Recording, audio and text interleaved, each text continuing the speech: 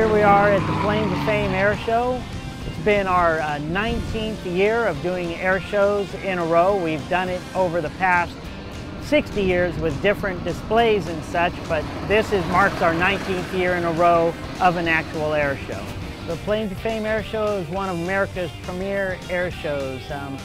We are known for having a large amount of warbirds here from all over the West Coast, Midwest, and the East Coast.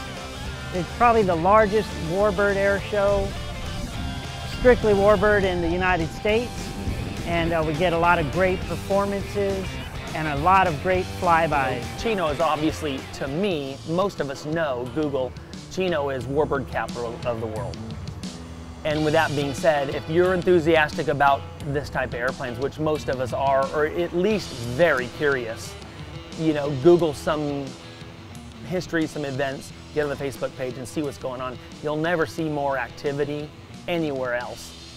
And it's a fun place. I mean, look around, everybody's very friendly, warm, welcoming, lots of face time, a lot of touch time. And so if you want to live it and breathe it, it's a pretty magical place. This really truly is warbird Mecca. You're going to see aircraft types here that you won't see anywhere else. You know, over here the N9M, we have P-35, Seversky, the P-26, an all-original, the only all-original Japanese Zero flying in the world. All the different models of Mustangs, P-40s. It's just the whole, anything you could possibly want to see, you're going to see here this weekend as far as warbirds. I tell you, Plains of Fame air show that we put on every year will have more warbirds flying and close to the crowd in exciting, you know, style than you'll see anywhere. There's really, in my mind, there's only one other show that comes close to this one, and that's the one that Duxford they have every year called Legends. And as good as Oshkosh is, as good as Sun and Fun is, as good as, you know, the other air shows, and they're all really great. But you know, the background we have here and the ability to, with so many airplanes being flown by so many people that are based here, we're able to do things kind of in unison. Not to brag, but I mean, I'm really, really happy with how all our, how we participate, how we do this. The N9M to fly it's unconventional. Most of the things that you're used to in flight control inputs and then the outcomes are quite a bit different than something standard conventional airframe with fuselage, vertical fin, and rudder, elevator, etc.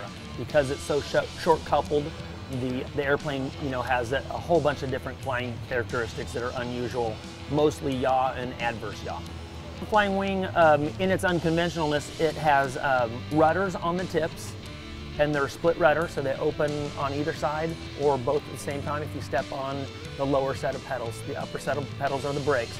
So the outboard flight controls are the rudders, and they open up to create the yaw that you need. And then the inboard set of controls are the elevons, so elevators and ailerons. You know, they say there's more astronauts than there are flying wing pilots. So knowing that this is such a monumental piece of history, you know, that's pretty heartwarming. It's been an incredible opportunity to be involved with the Plains of Fame. They do so much for aviation, general aviation, specifically warbirds and history. You know, it's such a big deal with the veterans because it's, you know, it's a connection.